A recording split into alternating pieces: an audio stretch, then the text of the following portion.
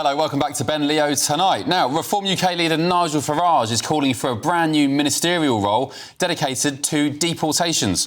Mr Farage says it's time for a minister for deportations as illegal immigration, especially those crossing over the English Channel, shows no sign of slowing down. Don't we just know it? This comes as Reform's momentum keeps growing. One of the Tories' biggest donors has now defected to the party, pledging £1 million to help Nigel Farage, in his words, quote, bring this country back to its glory. Bassem Haider, who handed the Tories more than £700,000 under Rishi Sunak, says the Conservative Party has lost its way. Well, I popped out the office this weekend to see what people really think about Nigel Farage's suggestion of a minister for deportations. One of the most ethnically diverse streets in not only London, but the entire UK. I just want to know what you think of Nigel Farage's suggestion that we need a minister for deportations. I think people should get deported if they're going to come here illegally. Legally, it's good, but illegally, no. Because they're coming over here and just like they're not working. They can't work or anything, and they're just taking all the benefits, which is not good.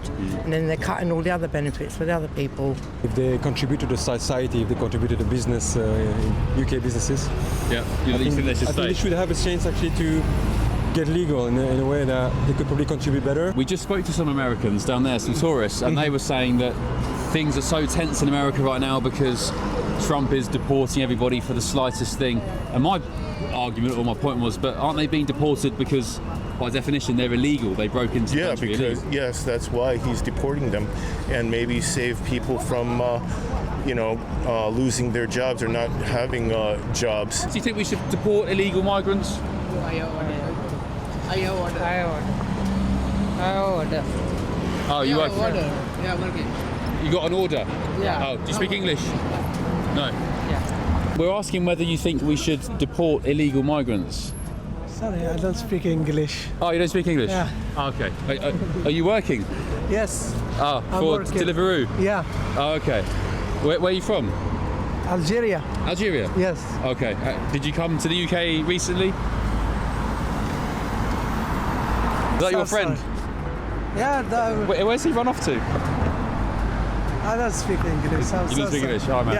Yeah. Do you think that illegal migrants should be allowed to stay in the UK and work, or should we deport them? I think everyone he can choose every place to work or to do everything. You think people should be allowed to go where they want? Freedom. The freedom, yeah, man. I'm not a fan of Nigel Farage, so whatever he has to say, I'm not really that fussed about, to be honest. So it's fair to say you think the UK should follow in America's footsteps and get tough on illegals? Well, if they come here illegally, yes. All English, sorry. Oh, no English. Where are you from? Iraq. Iraq? Yes. Very cool. Is that a cigarette or No, cigarette. or blunt? Cigarette. Cigarette? Eh. Oh, okay. No hashish. I've given up smoking. Cigarette. long time ago. Yeah. So how did Britain... Yeah, it's Britain the lucky. Britain's lucky? Yeah, they are. How did Britain survive before mass immigration? See, the bus was here. It was, Yeah, so came bus half an hour. drivers, No, Uber it was drivers... half an hour to wait for the bus. And now every 1 minute. And the bus is full. So immigrants have made the buses more frequent? They develop Britain as well. Now Britain is better than before. What do you say to those people, those British people, English people who say there's too much immigration? There's too much, we can't get a doctor, we can't go child place at school, can't get a house. No, the immigrants, they are doctors and they are a house and they are working in a council as well. I have 2 doctors. All of them?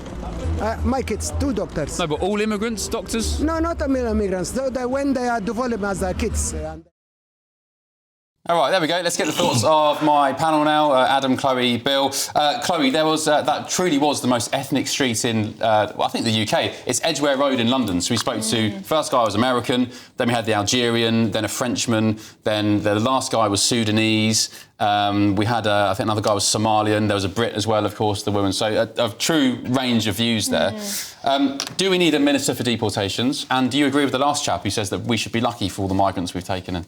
I think that a Minister for Deportations is a good idea. I think the Home Office, has been long overdue some sort of breaking up. It is a department that deals with so many things that they just cannot cope, and it seems like they're all running around like headless chickens in there, which would, it gives you some idea as to why they've been so incompetent when it comes to immigration policy. So I think that's a good idea. That last guy, I think that he's right to say that Britain has, in some ways, become better because immigrants have contributed to this country and helped us in many ways. But I think we can all agree that we've got to a point now where immigration numbers are far too high and it's unsustainable. And the points that you raised about not being able to get a doctor's appointment at house are completely valid. Adam, would you like to say on the record now, thank you for migration? Absolutely. Not for migration. Well, obviously, for migrants? Over the years, this country has been helped to be built by some immigrants. That's unquestionable. But at the moment, there's estimates that we've got between 1.2 and 1.5 illegal immigrants in this country. We cannot cope. These people should not be here. We don't know their pasts. Migrant crime, I believe, is off the scale. A Minister for Deportation is a great idea because it's not just a few hours a week where a minister can dedicate their time to that. We need someone full-time.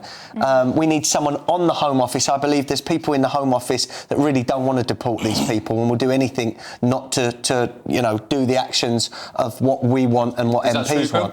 No, it's not true. I mean, look, How can you say that's not true, Bill? But because I know from having been inside government that people bust a gut. It's not easy, and I think we need to end the nonsense of misleading people about how easy it is to reduce migration, but across the government, across the Home Office, there's a real determination to reduce the numbers. Nigel Farage's suggestion of a Minister for Deportation is a gimmick. We've already got an immigration minister, we've got a Home Secretary, we've got a Prime Minister. But they do other things. This would dedicate their time. But that's what that's what the Minister of State for Immigration does. Now, yeah, I think there is an arguable case we don't have a high enough profile politician in that role, and I hope the government addresses that. But as I understand it, Farage would create a separate department within the Home Office.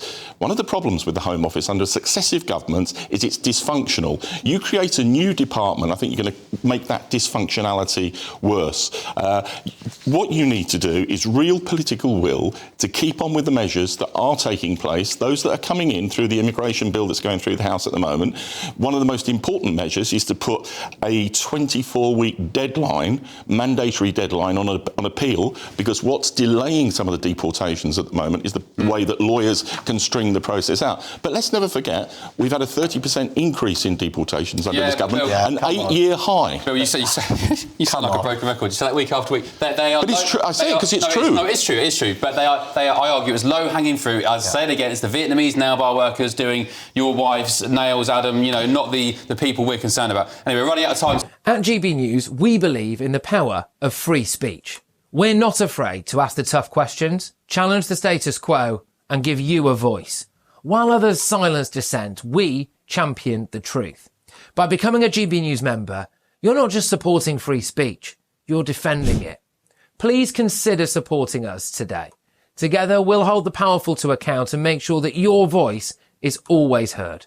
Simply go to gbnews.com/support and stand with us for what matters most.